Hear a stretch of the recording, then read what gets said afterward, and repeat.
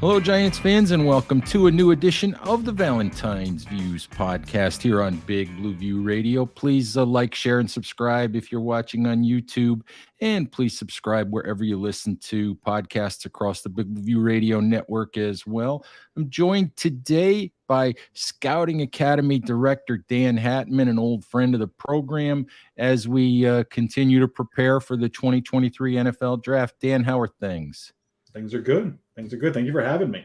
Oh, that's good. Happy to hear, by the way, that your youngest son is doing much better than he was not that long ago. So happy to hear that, and happy to have you on the show. Thank you. All right. So let's get into this. Um, Interesting draft for the New York Giants, and I'm curious. I mean, you know you worked in the Giants organization at one time, and you know the history of how that organization thinks. Um, a lot of the measurables, the height requirements, all of those things that they may have depended on, for certain positions. When you see what Joe Shane has done in the last year with this team, how do you see the thinking in the Giants organization maybe beginning to change? I mean, they've made a lot of adjustments, not just in the last year or two, but even across the last half a decade or more, to things like the scouting department, to the areas around analytics. Certainly changes in the coaching staff. Obviously, some of them were more frequent than others for a period of time, but looks like they'll have a little stability in there, which is a good thing. And in those areas, there are, I would say, fewer people left from the Ernie Accorsi days, the George Young days, like that mentality, which was pervasive throughout there in terms of big guys beat up little guys, the Parcells Giants being what they were. And obviously that lasted a long time. Again, when Ernie and Jerry put together those Super Bowl winners, right? Still a lot of those philosophies. I remember, when I walked into the building, I believe the height and weight for a Mike backer, a middle backer that we were looking for was around 6'3", 250. And we don't find backers with that size anymore. Those guys are playing DN at this point. So, a lot of things have just shifted the nature of the passing game and things getting more spread out and faster across the board. And I think a lot of teams are having to adapt. With Shane's build last year, using those first two picks in the trenches, I don't think they're drastically far away from that standpoint in those areas, right? And you got to have good trench play. And Ernie was, you need a quarterback, a left tackle, and as many pass rushers as you can find. And I think they're still moving in some of those directions. It's interesting, though, when you look at it, we talk about size and weight and all of that. They manipulated the board last year to get Wan'Dale Robinson, 5'8", 185, guy with 27-inch arms, like 0 percentile arms, 2% wing, 2 percentile wingspan. Does that tell you more about the Giants or more about the NFL? The way things are going these days. The NFL. I mean, if you look across the board, almost everybody has somebody like that in their running back or wide receiver room. You would like somebody that's going to challenge angles and challenge a defense to defend more than just static players and concepts.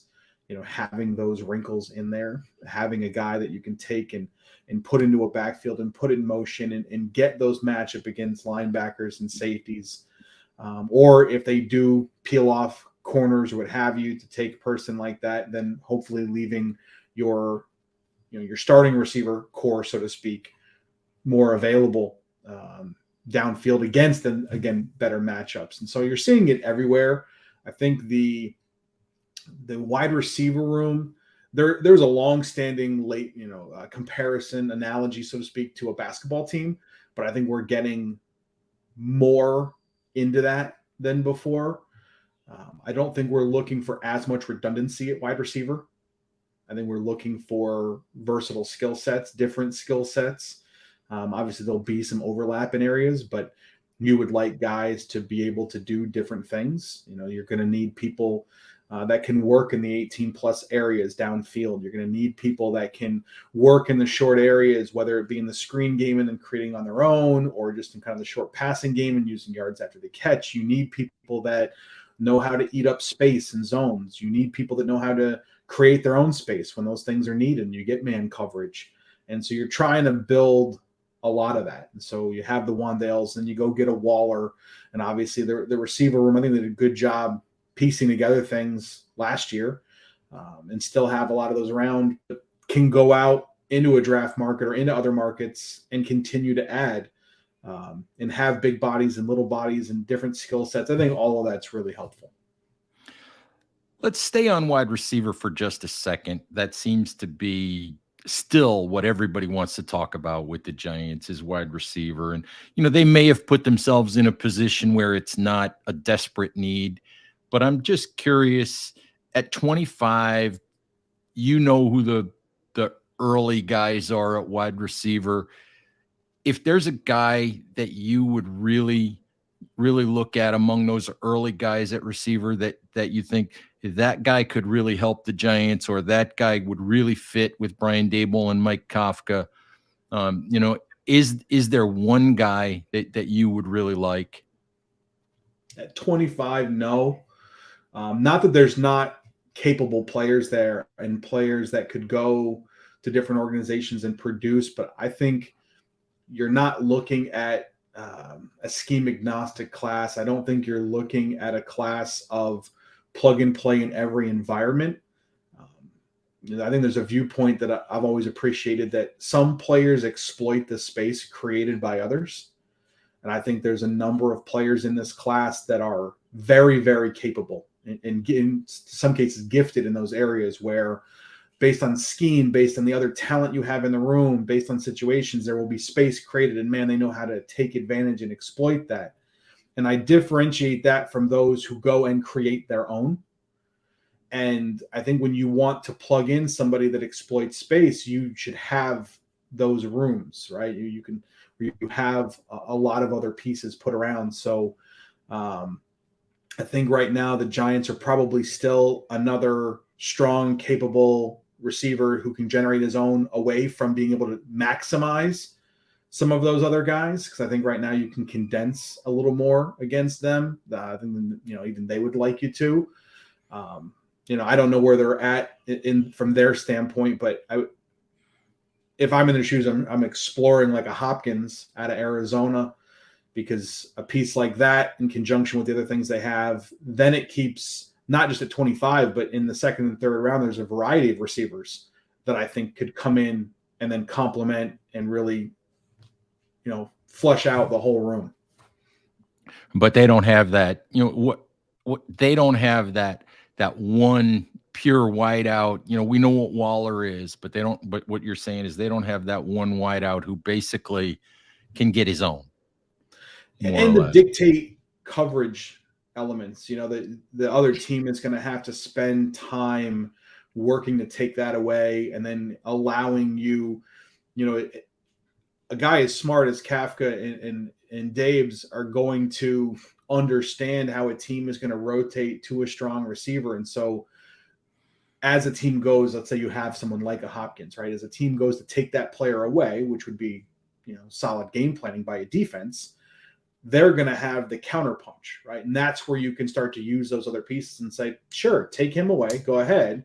We'll use these other pieces. If you spread out and try to cover everybody, then that guy's going to go get his. But you're kind of hamstrung either way as a defense, unless you can just get your rushers home to the quarterback. So I think I'm sure they're exploring the full market, existing NFL players as well as the draft market.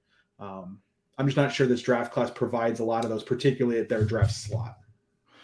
It's interesting that you mentioned draft slot, because the Giants had 5 and 7 a year ago, and we give Joe Shane a lot of credit for the way that he handled 5 and 7, for getting Evan Neal and for getting Kayvon Thibodeau. But I'm curious, as you prepare for a draft and you're an NFL team and that you've got 25, you've got to pick at the end of the first round instead of working in the top 10. Does that change the way that you approach the draft? Does it change the way you prepare for the draft?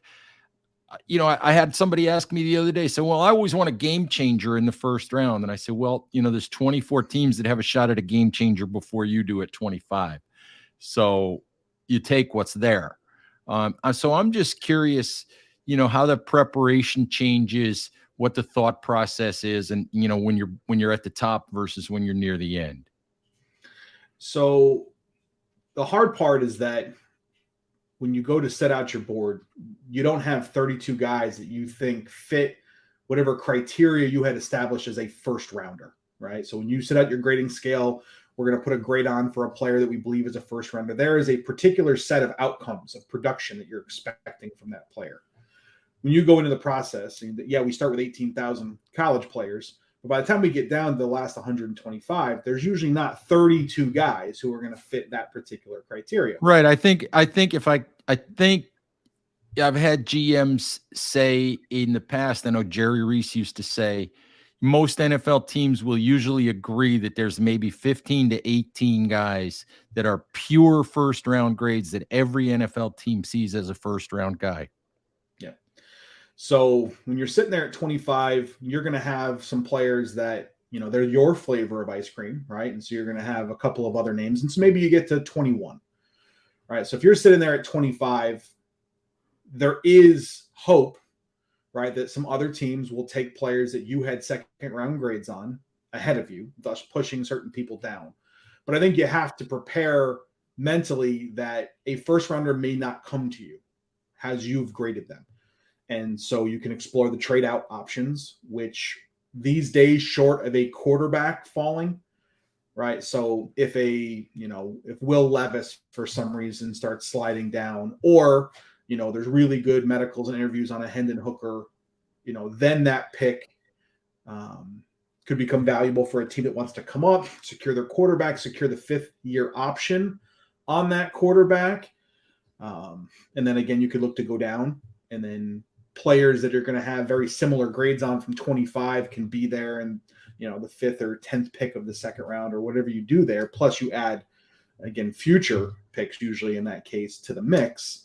But if no trade partner presents themselves and the board doesn't come your way, you have to prepare mentally. We'll take a player that we think can help us, but chances are we are not taking someone that meets our quote unquote first round definition, which means we may not be adding that kind of game changer to the mix. Right. You mentioned the 5th-year option. And I'm just curious, people ask me about the idea of trading down, from 25. My feeling on that is, in general, I always love the idea of trading down. For me, 25 is a tricky spot to trade down from, because for me, in this draft, I don't want to go beyond the Kansas City Chiefs, the last pick of the first round. I want to stay in that first round and get that 5th-year option.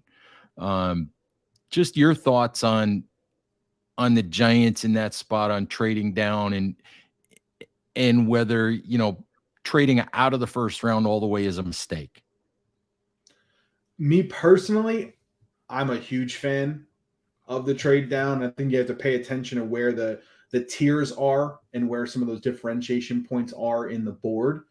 But again, 25 is just outlined is a particularly tricky spot from where I would sit on that. I would like to have a lot of shots in the top 100. To me, those are really valuable things. And because there's a discount applied to future picks, I'm not afraid to kick the can down the road, so to speak, from that standpoint. I think there's a mentality of, we know what the board is right now. We've done all this work. We'd like to go, walk away with pieces from this class because of how much work we've put into it. But if you can get a surplus by getting out of there, the positions with the fifth year option that I think teams are starting to gravitate towards are the positions like quarterback, right? So one more year before the big contract, running back, because now you can add a fifth year to them, get the extra out of them, potentially franchise in the year after that, and maybe have used all of their abilities, right, up in a relatively cheap manner. And then other positions that are, again, going to have a premium applied to them. I think having another year of cost control over corners and receivers and DNs and what have you becomes one of the factors I think you bring into the mix when you're making those decisions. Again, the trade partner coming up, like I think what happens is a lot of people just say, "Oh, just trade down, just keep trading." Someone has to want to come up, right? And they want to have to give you the surplus you're looking for in order to get out of that spot. If someone's going to give you pennies on the dollar to move up, adding another 6th round pick to me isn't worth getting out of those spots, right? But if I'm going down to the top of the second, adding, whether it be a 2nd rounder next year or a 3rd rounder, or maybe there's some player on their roster that ends up being, because players are undervalued relative to picks, especially draft weekend. Veteran players become very underrated in that standpoint. So I think there's a very good chance they could piece something together, but I think you're going to have some slippage from a position like quarterback, which ultimately drives the market in so many ways. So basically, in terms of that 5th year option, you're saying that it depends on the position that you're actually drafting into, I think that's going to be a factor of it. Yeah. Yeah. Okay. So I'm curious. We talk about the Giants and we talk about 25, and one of the positions everybody talks about with the Giants is the center position.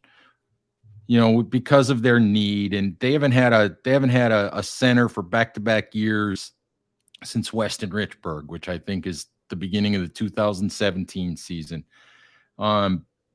Positional value wise, and the way that this draft shakes out, is that a position you would advocate the Giants drafting at 25, or would you say, wait until the end of day 2, or somewhere around there to go and get a center?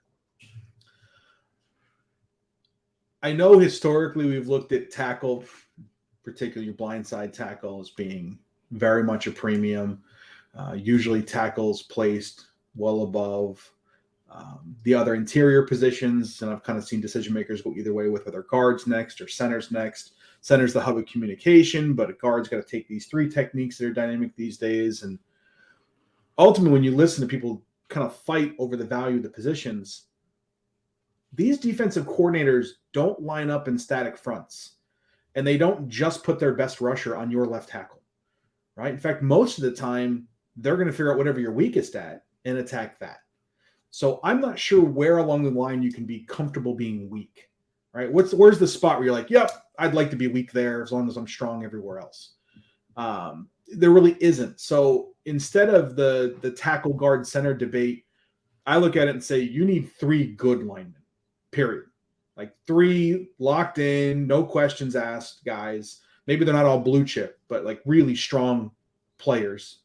3 studs, basically. Yeah.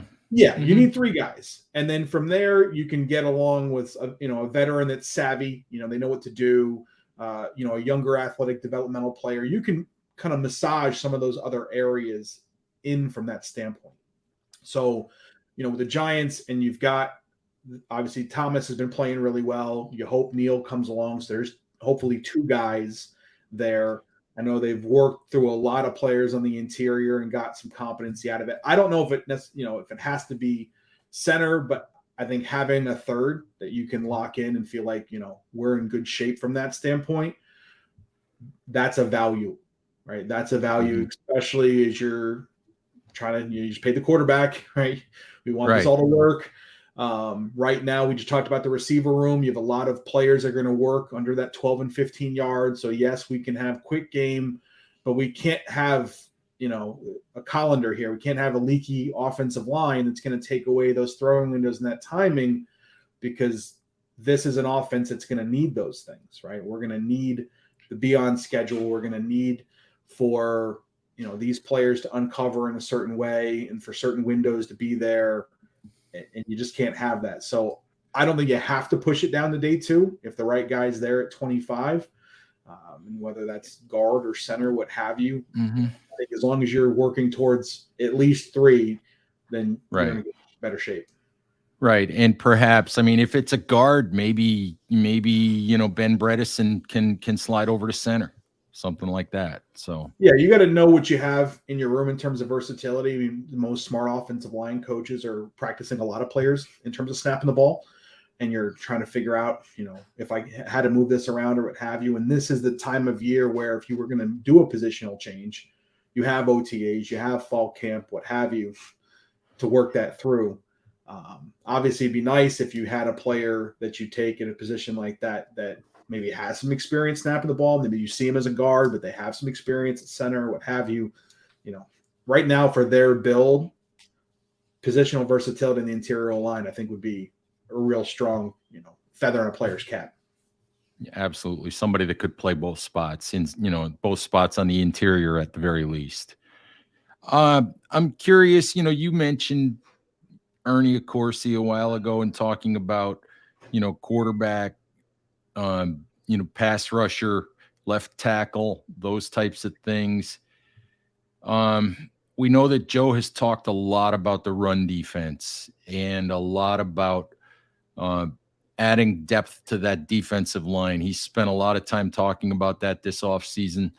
Would it make sense to you, for the Giants early in the draft to be going after defensive line? Just as a different kind of a thought away from wide receiver, offensive line. Yeah, absolutely.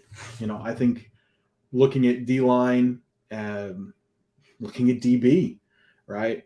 I don't Mm-hmm. think any of those should be easily dismissed at those spots, because there are a lot of good players through your top 75, top 100. I mean, guys that can come and contribute.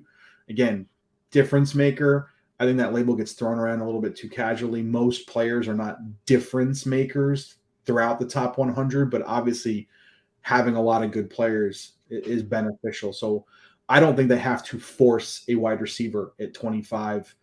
We're looking at the offense league offense around the league finally coming around to, we have small defenses who are trained on how to cover the pass. They're trained on it through their youth game. They're trained on it through the college game. They're seeing it in the NFL. So teams are bringing back power run. Mm-hmm. It's coming, right? And we're Right. teams leaning into that. If you watch San Francisco and everybody thinks about Shanahan with the outside zone stuff, they've got a lot of beef up front. All of a sudden, they're running a lot more down people's throats because the smart play callers are recognizing, you want to go small and stop me? Okay, then I'll go big and run right through it. And so now we're seeing teams have to value, the nose tackle and the strong run defenders at a little different level. Because if you're going to keep the linebackers who are running chase and cover, then you got to protect them. And so, yeah, I think because there are fewer linebackers who can do all the different parts of their job at a really high level, right? Usually your linebacker is going to be more of a specialist than a generalist, unfortunately, just based on the market. Continuing to add to the defensive line supports both your linebackers and your DBs in a lot of ways. Anyone in particular, when you think about defensive linemen, anybody in particular that you really like, who might be, let's say, late day one, or even day 2 for the Giants? Anybody that jumps out at you? It'll be interesting to see how it falls, because there's so many edge players in this class. The number of guys that get discussed, if you leave the Anderson and Wilsons that seemingly are going to be top 10s, but then you're into the Nolan Smiths and the Ojalaris and the McDonalds and the Van Ness kid from Iowa, right? And it just keeps going from there. And then you've got the Clemson D tackle, the Pittsburgh D tackle, the Michigan D tackle, right? And it just keeps going on that side too. And obviously other players that can sneak up. Um, I don't think the Pittsburgh D tackle necessarily make it to 25, but I think he's a very interesting player, especially for his aggressive as Wink likes to be. That kid, whether it be penetrating a gap or moving around, or if you want to bring some blitzes and he's got to go do other things, like that kid is a lot of fun to watch. I think that again, the Michigan D tackle Smith there, he's a really athletic guy, very powerful guy, can fill up. Now you have Leonard and Dexter and what have you, so I'm not sure they necessarily want to lean into a D tackle. Maybe continue to add on the edge, and again, maybe it's more like the Ojalaris of the world or the Will McDonald from Iowa State types. But it'll be interesting to see how the board falls, because I think those positions bring a lot more firepower to 25 than maybe receiver does from this particular class. In other words, you'd be getting more the top of the market at those positions. I think there's a better probability that you're going to get a better player at D-line than receiver, again, assuming the board falls based on what the current public discourse is. Okay. All right. I have to ask you to put on your general manager cap and think about the future for Saquon Barkley and the Giants a little bit. We know where Barkley is with the Giants right now on the franchise tag, which he hasn't signed. We know that, reportedly he turned down $12.5 million annual average value. Joe said the other day that right now there's no offer on the table. There's no negotiations going on. Best guess for you, is this the last year that Saquon Barkley's a Giant, or do you think they'll come to a deal? And if they do, is it going to be $13 or $14 million, or is Barkley just going to have to adjust and take a lower value? Unbelievably hard questions, right? When you have such a fantastic player who's fought back through the injuries and really regained a lot of the form that brought him the notoriety in the first place. It's someone who you can run a lot of offensive things through. And then when you're trying to spread out the money, and yes, the cap is going up, but we're also seeing the contracts, right, as a percentage of the cap continuing to grow and match, right? That's where the agents are at, saying, okay, well, yeah, this deal was X percentage of the cap. Now that the cap's gone up, X percentage of the cap moves here. Right. And from an agency perspective, I think it makes a ton of sense in terms of what they're bringing to the negotiation table. Mm-hmm. But that doesn't mean that just because the cap's going up 25 million, that magically there's 25 million that we can just spend willy-nilly, right? Those dollars get eaten up quickly from that standpoint. So unfortunately, just with the nature of their build, unless a number of things kind of fall into place quickly, I have a hard time imagining that they're going to come together on this, because somebody else a little more advanced than where their team build is at could look at that and say, like a 49ers last year with McCaffrey, this could be the last piece to get us over the hump. That was a mentality I imagine that they had before they made that deal. Somebody else could come in and say, yeah, this is the kind of piece that can change the game for us. But much like when he was drafted, there were some other things that needed to come together. There was a lot of offensive line needs at that time. I don't think anybody's ever had a bad thing to say about Saquon the person or Saquon the player. Like, I think we all respect the heck out of him in all the fronts. And it just comes down to, where is this team at and all the things that it needs. And there are other positions that are premium positions in terms of the resources needed to acquire them that are needed on the roster. And running back of his caliber ends up being more of a luxury than a cornerstone. Yeah, I think I always said, I finally, the other day in a piece that I did, I came out and directly said that taking him at number 2 back when they did was a mistake. And it had nothing to do with the player, nothing to do with the quality of the player, nothing to do with the quality of the young man, nothing to do with the numbers he's put up. But the fact of the matter was, there was so much else to do. and still so much else, so much more to do, Yeah. that the Giants were never going to be able to maximize what Saquon Barkley could do by trying to start a rebuild with him rather than finish a rebuild with a running back. And I think that's why I looked at it as a mistake, because they were never going to get out of Saquon Barkley what the full value. It was tough. What I'm curious about, also talking running back, I tend to think that Saquon's future, or we may learn something about Saquon's future by how early the Giants dip into the running back market in this draft. I don't know if you agree with that. I don't know if it's going to be the full indication of it, but yeah, I mean the draft capital you put in, I think we'd all like to say that we're going to let all the players compete. We're like the best person take the job and things of that nature. I think unfortunately us being human and the CYA that comes from that, you'd like to push your draft capital into positions to actually play, because when they're not playing, it doesn't look good.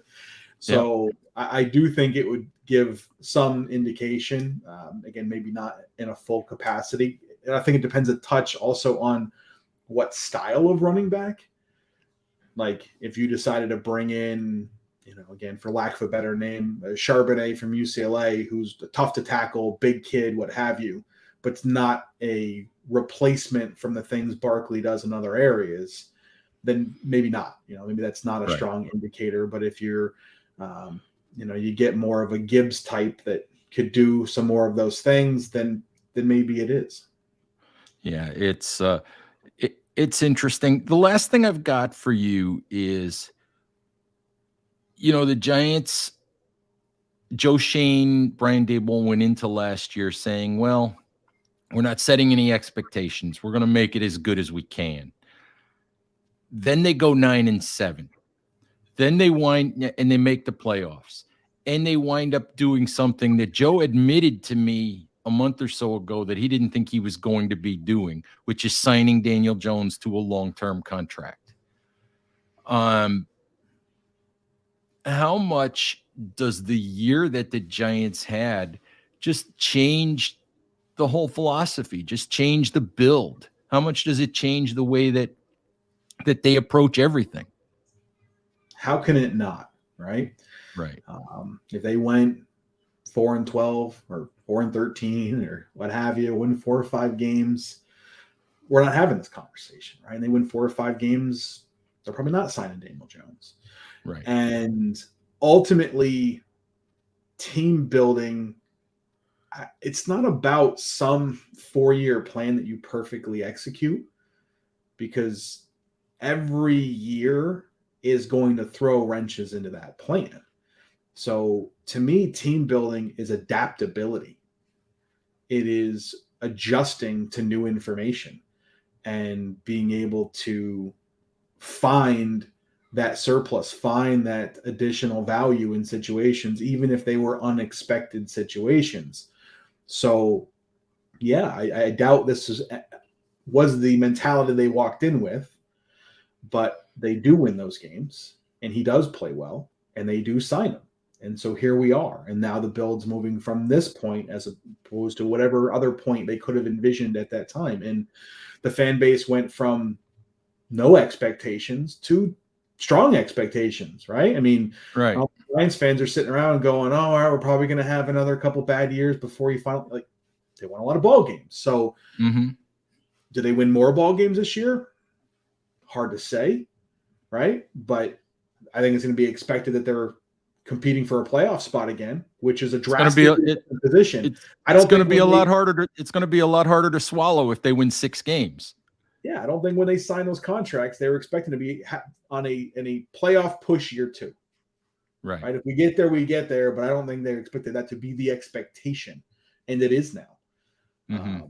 And so there's 2 ways you go about that. Do you work with your owner to continue to manage expectations and to explain, like, we talked about where we're at, and yeah, we're a little bit accelerated, but maybe we talked more about year 3 and year 4, so let's not get ahead of that? or and I don't find ownership there to be off the cuff, off the hip, so to speak, very often. But are they putting pressure on for we need to go now? Like what you hear about down the road with the Jets. We're gonna make this Aaron Rodgers move. We got to go now. Like there's a lot more Hmm. pressure on them Hmm. from that standpoint. If they're getting that kind of pressure, they're the ones that sign the checks. We're gonna do what we're told to do. Right. Or is it, we talked about this. Yes, we're a little bit accelerated. Yes, we're making some adjustments, but let's just manage expectations here.